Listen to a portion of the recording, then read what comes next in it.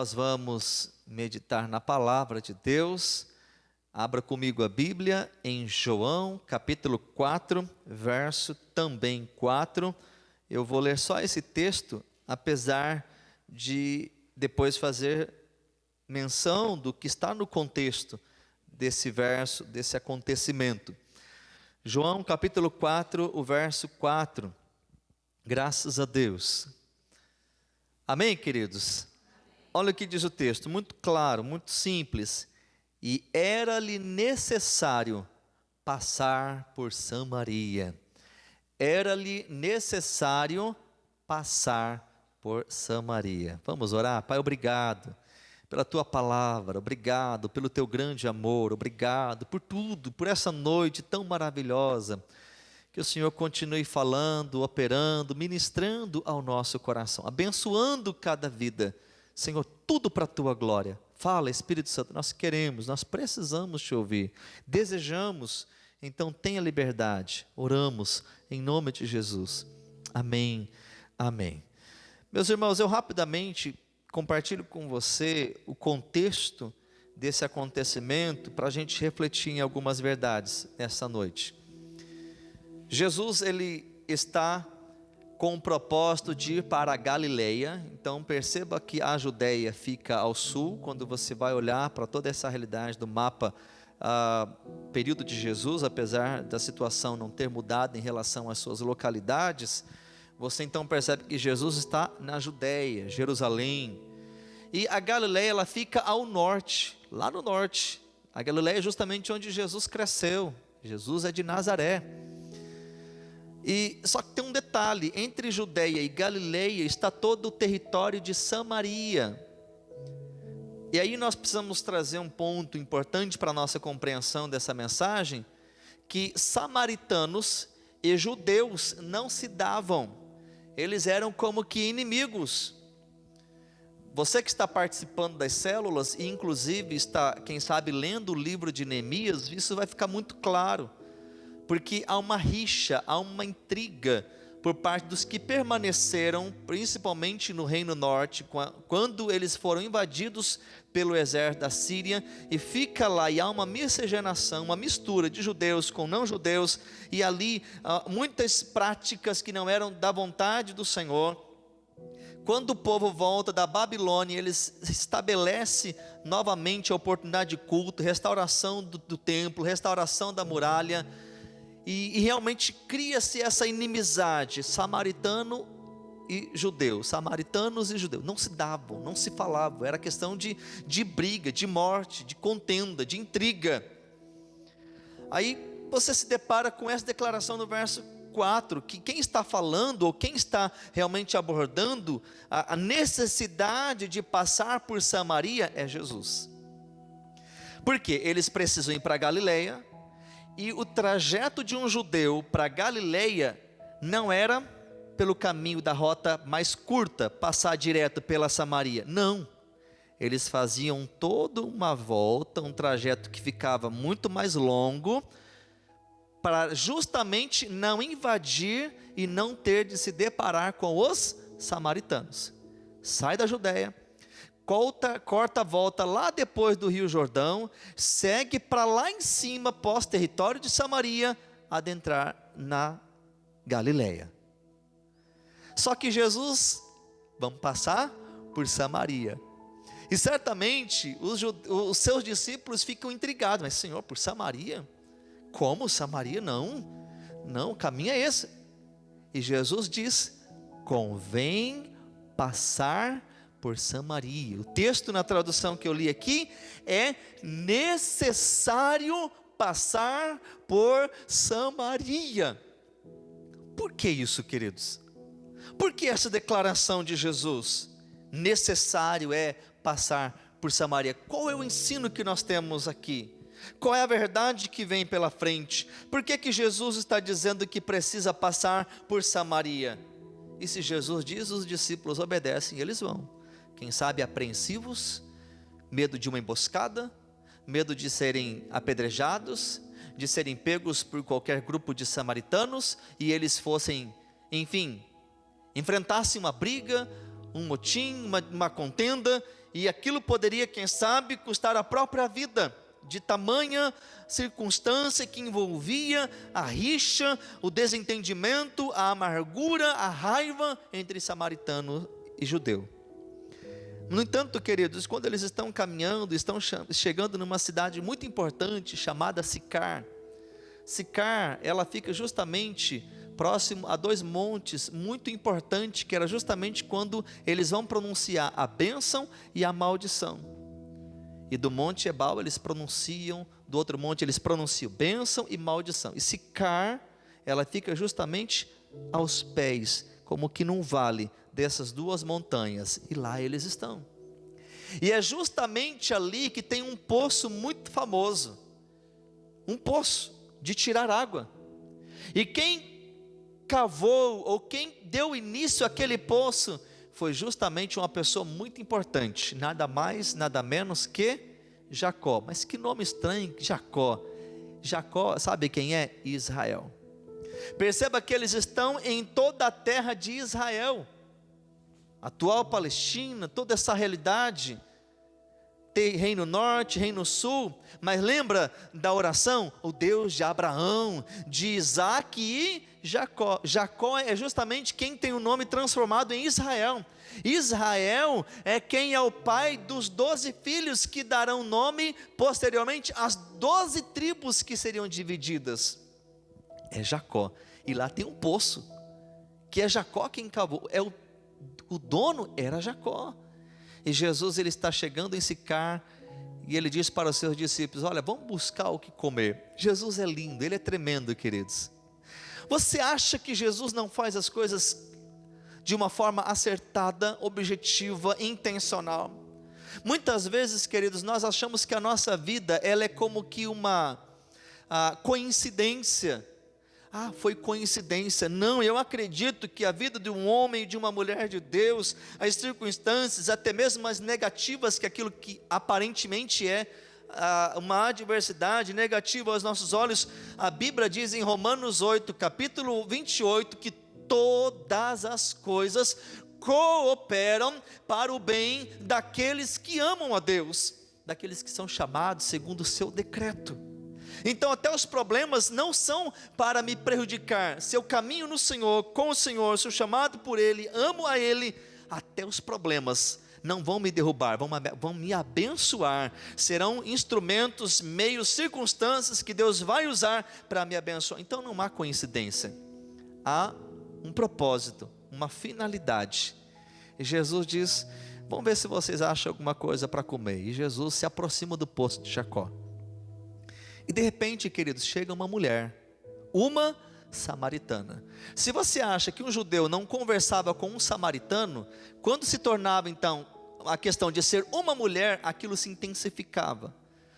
Porque a valorização da mulher já não era uma grande realidade, nem mesmo entre os próprios judeus. Agora duplica isso, triplica, ou quem sabe quantas vezes mais, por se tratar de um samaritano, mas na verdade uma samaritana, uma mulher. E Jesus está ali, e diz-nos o texto que às 12 horas, ao meio-dia, uma mulher vem tirar água. Agora, não era o horário de tirar água. O horário de uma mulher ir tirar água era pela manhã. Porque se nós estamos falando de uma região deserta, uma região onde o calor é muito mais intenso que nosso aqui, não era para ir tirar água à luz do meio-dia. Muito maior desgaste, o sol escaldante, o calor. Por que essa mulher foi tirar água ao meio-dia? Porque ela era uma mulher desprezada, uma mulher rejeitada pela sociedade, que havia tido experiências conjugais terríveis, e que aquilo fez com que, se por decisões ela trocasse de marido 1, 2, 5 vezes, e aquilo não era bem visto pela sociedade. Então ir ao mesmo horário que as outras mulheres iriam tirar água, não lhe causava conforto. Então, ainda que num horário impróprio, ela ia à luz do meio-dia. Só que Jesus não tem coincidência, era necessário passar por Samaria. E é nesse contexto de uma mulher com uma vida social crítica, rejeitada, infeliz, que nós nos deparamos com o Mestre, o Messias, o Cristo, Jesus, a conversar com uma samaritana, porque ela chega e Jesus pede um favor a ela: você não me dá água? E ela acha aquilo um tanto quanto estranho, mas como tu, sendo um judeu, pede a mim, uma mulher samaritana, de beber? Aquilo foi incomum para ela. Mas Jesus: dê-me água para beber. Porque se você soubesse, aquele que fala com você, você lhe pediria água viva. Água essa que, se você tornasse a beber, lhe jorraria, constantemente, como uma torrente, e que você jamais tornaria a ter sede. E ela fala: mas você não tem nem como tirar a água, está pedindo água para mim, está falando, que água é essa? Por que nós estamos abordando tudo isso, queridos? Por que isso é importante? Qual é a verdade do texto para a gente? O que tem para nos ensinar sobre é necessário passar por Samaria? Eu quero compartilhar o seu coração sobre a natureza do evangelismo, sobre a verdade da propagação do reino de Deus. Em primeiro lugar, eu destaco, diante de tudo isso que está acontecendo, desse encontro, dessa cidade, desse povo, dessa localização, que realizar a obra de Deus envolve desafios, envolve circunstâncias que muitas vezes vão contra a nossa vontade, que necessariamente muitas vezes vão até nos colocar em circunstâncias que nós não queremos, mas é necessário. Quando nós falamos sobre evangelizar, nós estamos falando de levar a palavra àquele que carece, de levar pão ao faminto, de levar água ao sedento. Porque o que Jesus, embora tendo sede e pedindo água àquela mulher para matar a sua sede física, o que Ele está para oferecer para ela é muito mais do que qualquer dinheiro pode comprar, e que se não alcança num poço cavado por mãos humanas, é muito mais. Era necessário passar por Samaria. E o conflito se dá porque isso vai contra, muitas vezes, ao que nós queremos. E deixa eu dizer ao seu coração: existem muitas e muitas e muitas pessoas famintas. E o que é que nós estamos fazendo em relação ao pão que Deus já concedeu para nós? Pão esse que não tem como nós falarmos que não tem mais, porque é o próprio Senhor Jesus, o pão que estamos mencionando, o pão da vida. Ele é a água da vida, e é Ele quem vai saciar e matar a sede, não física, não fome física, mas a alma que carece de um agir soberano do Senhor. E nós muitas vezes estamos como? Acomodados. Em que sentido? Contanto que eu já seja salvo, contanto que eu já esteja com o Senhor, eu não me importo com quem eu trabalho, com quem eu estudo, com a minha família. E isso é um grande perigo, queridos, porque isso é ser egoísta, é pensar em si mesmo. Há quem diga que evangelismo é um mendigo dizendo a outro mendigo: eu sei aonde tem pão. E o que é pessoas que não têm o que comer, e quando ele sabe onde tem, compartilhar com outro faminto, porque ele sabe o que é passar fome. Eu sei onde tem pão. Jesus é o pão da vida, Jesus é a solução para a nossa alma, Jesus é aquele que pode suprir as nossas carências, aquilo que nós estamos enfrentando. Mas isso envolve um desafio, a passar por circunstâncias que nós não queremos. Os discípulos não queriam, mas Jesus disse: é necessário passar por Samaria. É necessário, e a natureza do Evangelho traz isso para a gente, que isso vai contra a nossa realidade do comodismo. Porque o que nós queremos? Qual que é a realidade de muitas pessoas dentro do quesito fé? Ele tem a sua vida diária, seu trabalho, seu ganha-pão, ele participa de um culto aqui, outro ali, e acabou. É só isso? Não. Porque hoje ministramos pela manhã o assunto do tema evangelismo. E a palavra de Deus diz na segunda carta aos Coríntios que Deus nos reconciliou. O que é reconciliação? É tornarmos novamente na amizade. A Bíblia diz que éramos como inimigos de Deus, mas o Senhor envia o seu Filho e nos alcança, e nós nos reconciliamos. Agora nós somos filhos Só que agora ele diz o seguinte: eu alcancei, agora vão e alcance outros. Eu designo vocês como embaixadores meus. Vocês são aqueles a quem eu confio o ministério da reconciliação. Eu reconciliei vocês, para que agora vocês vão e reconciliem outros comigo. Perceba, isso envolve desafios, envolve conflitos, envolve dificuldades, porque servir a Deus não é fácil. Paulo, ele trata da verdade quanto ganhar uma alma, como a mulher à luz, que está para dar à luz as dores de parto. Fazer a obra de Deus, queridos, não é fácil. Ele fala justamente desse grande desafio, e nós estamos ignorando essa verdade, que Deus nos chamou para fazer a obra. Missionária Jaqueline sai da sua cidade, que é de Paraguaçu, e vai lá para o Nordeste sozinha, uma jovem, enfrentando desafios. Por que isso, querido? Se não uma pessoa que tem amor e quer fazer a obra de Deus. Tantas outras vidas que estão se disponibilizando, porque têm um compromisso e querem fazer a obra de Deus. E fazer a obra de Deus, queridos, envolve desafios. É necessário passar por Samaria. Qual é a sua Samaria? Qual é o seu desafio? Aonde Deus está mandando, o que Deus está requerendo, o que Deus está exigindo de você? Qual é a sua Samaria? Para Cristo, acerca disso ele diz: é necessário, para você e para mim há uma necessidade que nós não podemos ignorar. Agora, sabe o que eu acho lindo de tudo isso? Acerca dessa verdade, da necessidade de passar por Samaria, em relação à necessidade, à natureza do Evangelho, é que Jesus vai lá, queridos, por causa de uma mulher. E não era uma pessoa importante, não era uma pessoa de proeminência, não era uma pessoa de status, era uma pessoa rejeitada.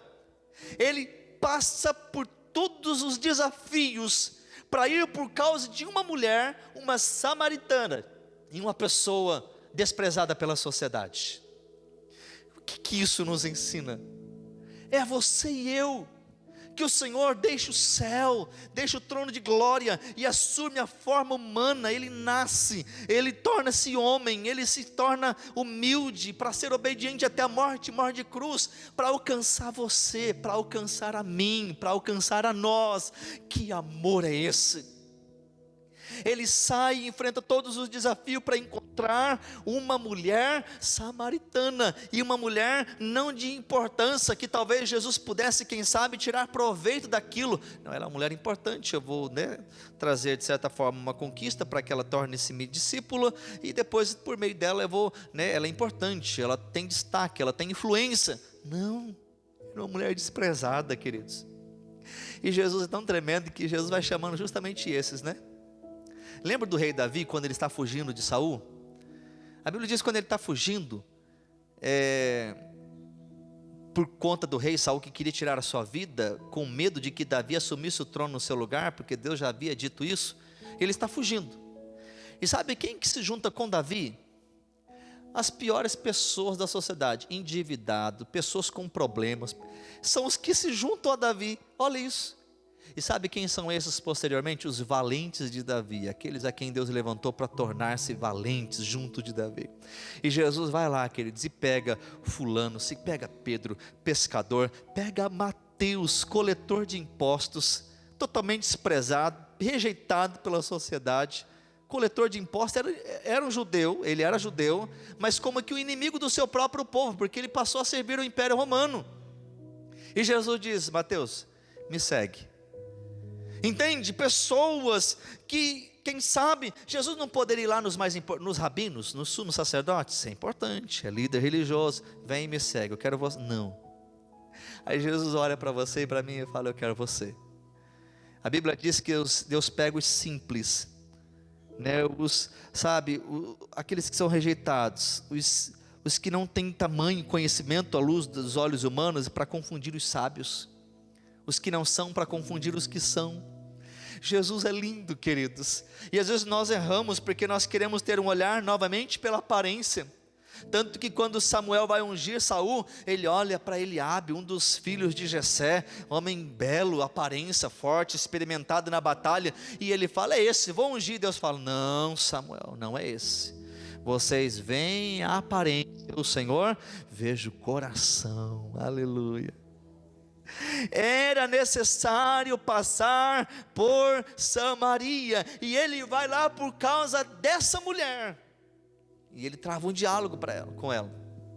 Lembra? Dá-me de beber. Não, tem. Como o Senhor sendo judeu pede-me. Ah, mulher, mas quem és tu? Ah, vocês judeus dizem que é em Jerusalém. Nós dizemos que é aqui em Moriá. Mas como é que é? Onde que é? Ah, dizem que quando vier o Messias, ele restaurará tudo. Fala: eu sou. Mas como assim? Vai lá e chama o seu marido, porque eu vou ter uma conversa. Não, Senhor, eu não tenho marido. Muito bem disseste, porque até mesmo aquele que tem, não é o teu marido. Vejo que tu és profeta, Senhor.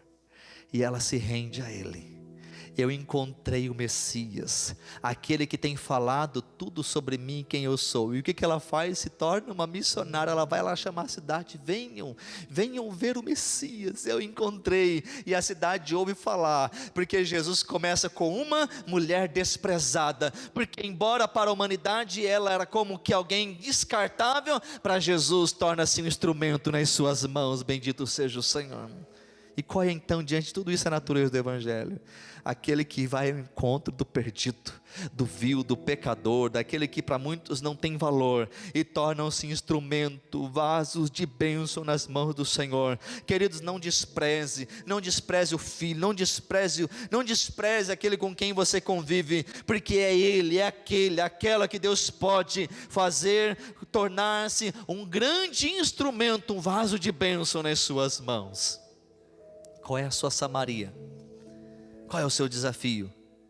Quem é essa pessoa que talvez muitos não dão nada, mas Deus quer fazer dele ou dela um grande instrumento? Porque ele é aquele que transforma vidas. Sabe, até então nós estamos olhando de um olhar da ação de Jesus, que envolve a nossa ação. Mas eu quero chamar a sua atenção para o outro lado, porque nós também somos como que uma samaritana, no sentido de uma vida pecadora. Não somos judeus, somos gentios, mas o Senhor estendeu a salvação para nós.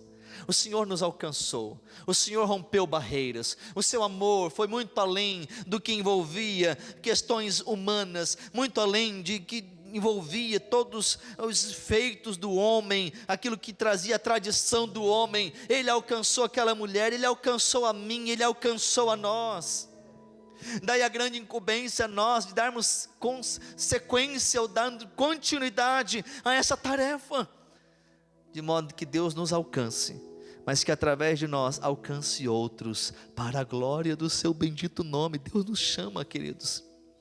Nós estamos nos lares nos reunindo, participe, seja cuidado, mas também torne-se alguém que possa cuidar de outros.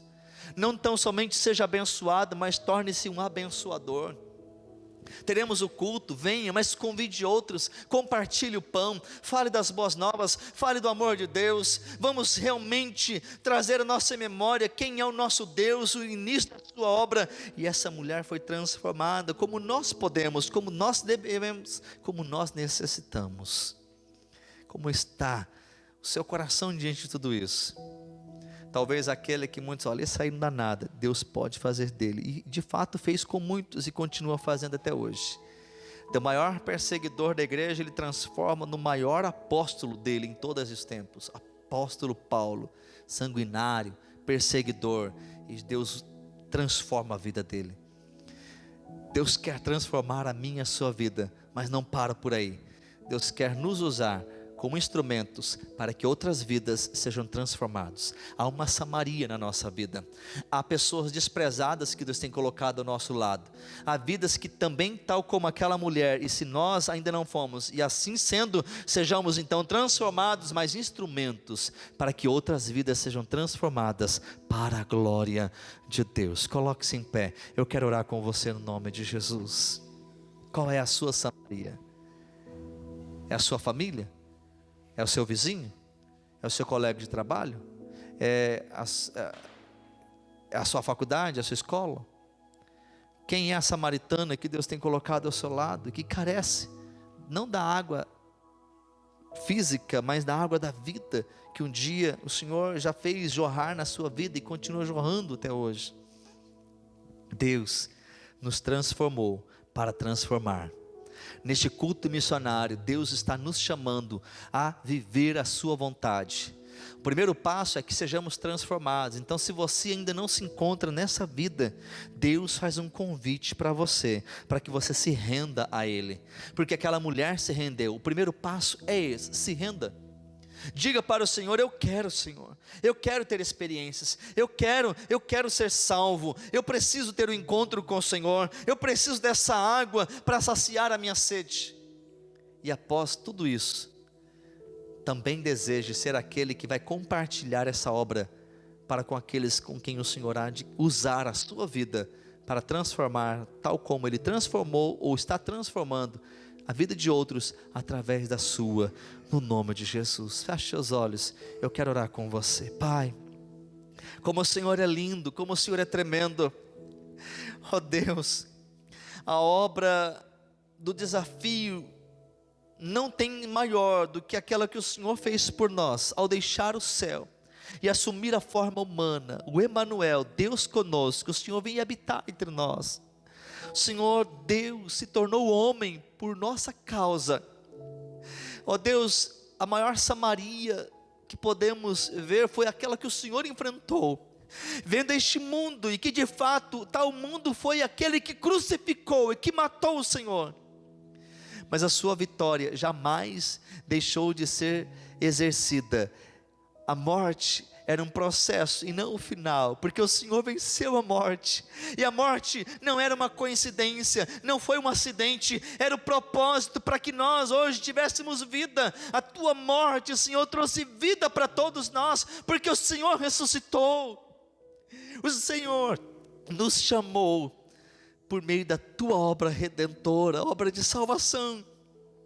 E agora o Senhor está nos designando, se assim temos sido alcançados, para que outros também sejam alcançados e possamos proclamar a eles este tão grande amor, esta tão grande obra de salvação. Então, Senhor, nos usa, Pai, que a nossa boca seja palavra, saia palavras de bênçãos, saia palavra de vida, de ânimo, meu Deus, de reconciliação, de salvação para com aqueles com quem o Senhor tem nos permitido viver. Senhor, nos usa, Pai, para Samaria, onde o Senhor quer nos levar, para as vidas com quem o Senhor quer que falemos. Nos usa, e que vidas sejam transformadas como um dia fomos, ou se assim for, como alguém assim precisa ser transformado, para que, sendo transformado, transforme num instrumento, num vaso de bênção nas tuas mãos.